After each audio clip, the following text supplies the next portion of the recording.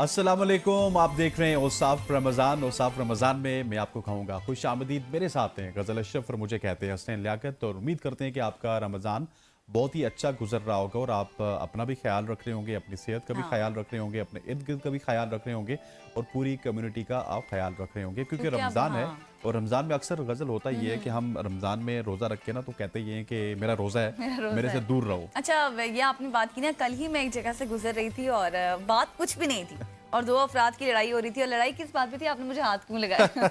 और मैं ये बड़ा हैरान अजीब थी होता कि है क्या वैसे। अजीब सी कैफियत थी उनकी। सिर्फ एक हाथ लगाने पे उनकी इतनी बहस हो रही थी, इतनी बहस हो रही थी कि और दोनों एक दूसरे को कुछ लोग मारने तो ऐसे लगे कहते थे। हैं, यार मुझे तंग मत करो, मेरा रोज़ा है। रोजा है, मैं मतलब रोजे से हूँ। हाँ, मतलब रोजा यार आपको रोजा कुछ रख भी रहे हो, नहीं खुदा कहता। का खौफ हाँ। करो, कोई एहसान कर रहे हो आप कम्युनिटी पे। आपको रोजा रख के ना तो सब चीजों को बिल्कुल स्ट्रेट अवे अच्छे से तरीके से जैसे लेके आपकी चले। नॉर्मल लाइफ होती है, आपने एग्जैक्टली, वैसे ही गुजारना है। आप इतना हावी अपने ऊपर कर लेते हैं रोजे को, जैसे कि पता नहीं क्या, कितनी बिल्कुल मुशक्कत ऐसा का ही है। काम है ये।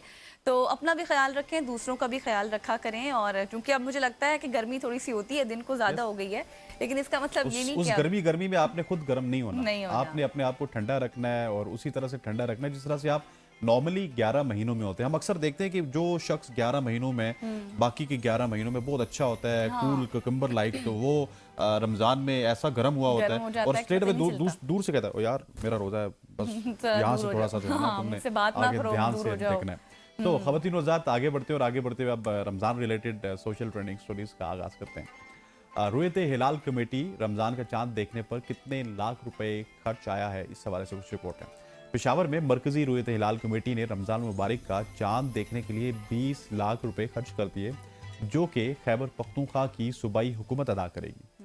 खैबर पख्तूनख्वा की हुकूमत ने वज़ीर आला खैबर पख्तूनख्वा सोहेल आफरीदी की सदारत में 25 फरवरी को होने वाले काबीना का 48वां इजलास का एजेंडा तैयार कर लिया है, जिसमें रुयत हिलाल कमेटी के अखराजात की मंजूरी भी दी जाएगी।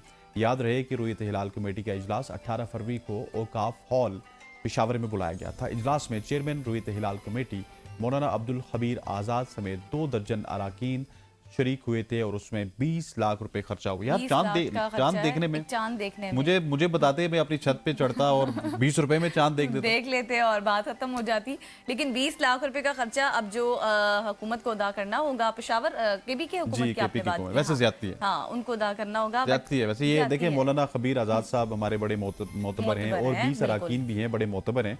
लेकिन यह है कि मेरा ख्याल है कि उसमें फिर प्रोटोकॉल के खर्चे होंगे। आप मीडिया खर्चे को फिर होंगे, कुछ हाँ। वहाँ पे एंटरटेन कर रहे थे या फिर क्या खाना कुछ कर रहे पीना थे, भी क्योंकि होता वो है जो फिर। वो जो स्कोप होती है देखने वाली, किसको उसको क्या कहते हैं, दूरबीन या जो फिर वो माइक्रोस्कोप हाँ, जो वो होता है, बड़ा किसी से सा। कुछ देखते हैं वो, तो वो मतलब वो तो आपके पास मौजूद है साल से। वो तो तो पहले 20 से लाख रुपए आपने कहाँ पे लगाया है, ये एक बड़ी इस इंटरेस्टिंग। चीज की भी वैसे वजाहत होनी चाहिए कि 20 लाख का जो खर्चा है वो अब किन किन चीजों पे हुआ ऐसा ही है, वो भी बिल्कुल ऐसा ही है। स्टेटमेंट्स आनी चाहिए सामने, क्योंकि ज़ाहिर है लोगों के जहन में सवाल है, जिस तरह हमारे जहनों में सवाल है, हमें सुनने मतलब चांद वालों को देखने भी का है। कितना लंबा प्रोसेस है। आप अगर असर के वक्त से स्टार्ट हों और इशा के वक्त तक आप वहाँ पे रहें तो आपको चांद नज़र आ सकता है। और एग्जैक्टली आपको टेक्नोलॉजी बता देती है कि कौन से दिन आपने ये प्रैक्टिस करनी है या फिर 2 दिन आपने ये प्रैक्टिस करनी है।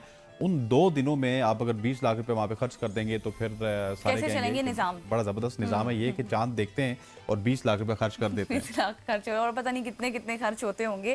खैर, आगे बढ़ते हैं जी। रमज़ानुल मुबारक के बाबरकत महीने में जहां सब्र और बर्दाश्त का दर्स दिया जाता है, हम रोज़ाना बात करते हैं, वहीं इफ्तार से चंद मिनट पहले बाजारों का मंजर बिल्कुल मुख्तलिफ होता है। यकीन करें, कल मैंने देखा और सोशल मीडिया पर गर्दिश करने वाली एक वीडियो में भी देखा जा सकता है कि एक पकोड़ा फरोश इफ्तार से पहले अचानक भड़कते हुए रश के बायस शदीद दबाव का शिकार हो गया। गुस्सा किया उसने और वो खड़ा हो गया, रोने लग गया, चीखों पुकार हुई।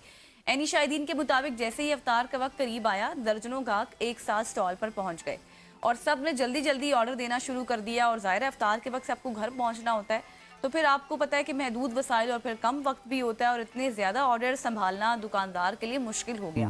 वीडियो जो सामने आई, जिसमें वाज़ेह तौर पर देखा जा सकता है कि वो शदीद ज़हनी दबाव और थकन के बायस गुस्से में आ गया वो शख्स, और चंद गाहकों से तल कलामी भी हुई। रमज़ान के दौरान इस तरह के मनाजिर आम तौर पर हमें दिखाई देते हैं, जैसे मैंने इब्तिदा में जिक्र किया। तो जहाँ रोज़ादार अफराद इफ्तार से पहले जल्दी में ख़रीदारी करते हैं, जबकि छोटे दुकानदार शदीद गर्मी, फिर थकन और मुसलसल काम के दबाव में भी होते हैं। इस वाक़े के बाद सोशल मीडिया पर मुख्तलिफ रद्द-ए-अमल भी सामने आ रहा है। कुछ लोगों ने दुकानदार के रवैये पर भी तनकीद की, जबकि बहुत सारे अफराद इंसानी कमज़ोरी भी इसको करार दे रहे हैं और सब्र और बाहमी बर्दाश्त की ज़रूरत पर भी जोर दिया जा रहा है। देखिए, जो आपने स्टोरी की ना गज़ल, उसमें वो दुकानदार आप सामने इस वक्त उसको देख भी सकते हैं कि वो जो रश वहाँ पे बढ़ रहा था उसकी वजह से वो भड़क उठा। और ये हमारा एक कौमी अलमिया है और ये मेरा ख्याल है कि पिछले 5-10 साल में इसमें बहुत ज़्यादा इजाफा हुआ कि हम हर काम बिल्कुल आखिरी लम्हात में करते हैं। जब आखिरी वक्त होता है, लेट सपोज अगर एक जगह पे आपने इफ्तार के लिए जाना है और इफ्तार 5:59 पे आजकल 6:01 या 2 मिनट पे हो रहा होगा, मुख्तलिफ वक़ात हैं उसके, लाहौर में, इस्लामाबाद में, कराची में, तो हम करते ये हैं कि हम अगर किसी के घर में भी जाते हैं या किसी होटल में भी जाते हैं तो हम 5:50 पे जा रहे होते हैं, हम 5:55 पे जा रहे होते हैं। हमने पकोड़े खरीदने हैं तो हम 5:50 पे जाएंगे, हमने समोसे खरीदने हैं हम 5:50 पे जाएंगे, हमने इवन किसी के वलीमे पे जाना है 9 बजे, वहाँ पे टाइम लिखा हुआ है, हम 9:15 में जाते हैं यार कि इनका खाना तो 10 बजे खुलता है, चलो बस 15 मिनट गपशप करेंगे और 9:30 के बाद उनका खाना और स्वीट आना और सूप आना स्टार्ट हो जाएगा। तो इस आदत को हमने बदलना है। ये आदत बहुत ही ख़राब आदत है। आप कोई भी काम करें तो आप अगर लेट्स सपोज उस बेचारे का रश की वजह से दम घुट रहा था तो वहां पे 4 बजे जाना स्टार्ट कर देना, रश होगा, ना रोला होगा, ना डोला होगा। आपने हाँ बिल्कुल, आप तो सही कह रहे हैं। ज़ाहिर है इसका एक नेगेटिव भी एक इम्पैक्ट है, लेकिन इसके साथ इसकी अगर पॉजिटिविटी देखें तो कुछ लोगों का ये भी एतराज़ होता है ना कि अगर हम एंड वक्त पर जाएंगे तो चीज़ जो लेकर जाए वो गरम गरम होनी चाहिए, ना कि ठंडी हो। तो हर जाविये से लोग इस चीज़ को देखते हैं, लेकिन बेसिकली बताने का मकसद ये है, हाँ ओवन कर लिया करें, ये भी बेहतर है। आप किसी के घर लेकर जा रहे हैं, मज़ा जो ताज़े का होता है वो ताज़े का, तो फिर वो ओवन वाला नहीं होता। वो लोग हैं ख़वातीन हज़रात, यही लोग हैं जो रश क्रिएट करते हैं। मैं आपको बता रही हूँ कि हम तो कहते हैं कि 4 बजे जाइए, 4:30 बजे जाइए, उसके बाद आप ठंडे पकोड़े खा लीजिए, लेकिन किसी बेचारे का आपने ना दम नहीं घुटना चाहिए। देखिए ना, हर तरह से लोग इस चीज़ को लेते हैं। एक पॉजिटिव साइड भी होती है, एक नेगेटिव साइड भी होती है, बट लेकिन जो हम स्टोरी शेयर कर रहे हैं, बताने का मकसद ये है कि दूसरों का भी ख्याल किया करें। जाकर आप ऑर्डर्स पे ऑर्डर्स देना शुरू कर देते हैं, फिर वो इसीलिए वो बंदा जो है वो भड़क गया और उसने कहा मुझे नहीं पकाने पकोड़े, जाओ और घरों में जाकर अपने पकोड़े तैयार करो। बिल्कुल ऐसे। ख़वातीन साथ आगे बढ़ते हुए आप बताते हैं रोजे के दौरान और कुछ क्या होता है। रोजे के दौरान ब्लड टेस्ट के लिए खून देने की जरूरत किसी को भी पेश आ सकती है। छोटी छोटी अभी क्या हो रहा था थोड़ी देर पहले, मेरा ना यहाँ पे थोड़ा सा खून निकल रहा था, तो मैंने गजल को कहा कि मेरा रोजा टूट गया, तो गजल ने कहा नहीं ऐसे तो मैंने कहा नहीं। तो पीछे कैमरे के जहाँ पे अभी नासिर भी बैठे हुए, यहाँ पे अहमद भाई, तो उन्होंने कहा रोजा इतना भी सस्ता नहीं है कि छोटे से खून से कमजोर नहीं है जितना आपने इसको बना लिया। तो लेकिन हम में से अक्सर जानना चाहते हैं कि क्या रोजे की हालत में ऐसा करने की इजाजत है या नहीं, क्योंकि ब्लड टेस्ट में भी आपका खून निकलता है। ब्लड टेस्ट के लिए अपना खून निकलवाने या किसी शदीद जरूरतमंद मरीज को खून का अतनिया देने से रोजा नहीं टूटेगा। अलबत्ता रोजा नहीं टूटेगा, ये याद रखिए। अलबत्ता अगर खून देने से इतनी जिस्मानी कमजोरी आपको लाहक हो जाए कि आपको अंदेशा हो कि रोजा रखने के काबिल नहीं है आप, तो इस हालत में आपको रोजे से इज्तनाब करना चाहिए। रोजे की हालत में खून देने से भी इज्तनाब करना चाहिए। अगर कुछ छोटा मोटा, मेरे ख्याल टेस्ट के लिए कितना आपके 4 ड्रॉप्स या 5 ड्रॉप्स को निकालते हैं, तो उसमें आपको किसी किस्म की कोई ऐसी परेशानी की जरूरत नहीं है, वो आप जरूरत के मुताबिक देते हैं और उसमें आपका रोजा नहीं टूटेगा। हाँ, लेकिन अगर आपकी सेहत इफेक्ट होने का मसला है तो फिर उसमें थोड़ी गुंजाइश का बात की गई है। बाकी ये कि क्लियर कर दिया गया कि आपका रोजा नहीं टूटेगा। रोजा इतना सस्ता नहीं है कि छोटी छोटी चीजों पर टूट जाएगा, आपको परेशान नहीं होना है।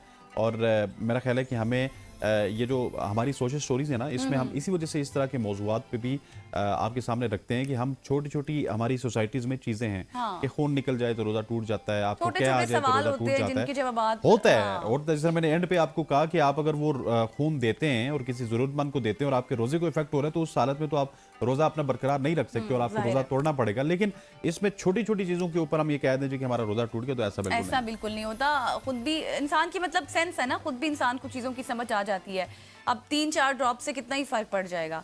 हाँ, लेकिन ये है कि अगर आप किसी को खून अतिया कर रहे हैं, उसमें थोड़ा खून ज्यादा निकलता है, बॉटल्स होती हैं, तो उसमें आपकी सेहत इफेक्ट हो सकती है, उसमें आप बरकरार नहीं रहते। बिल्कुल ऐसी है। गजल और मैं यहाँ पे आपके साथ मौजूद हैं। कुछ सोशल ट्रेंडी स्टोरीज अभी बाकी हैं, लेकिन वक्त हो चाहती कमर्शियल ब्रेक का। औसाफ रमजान में हमारे साथ रहिएगा।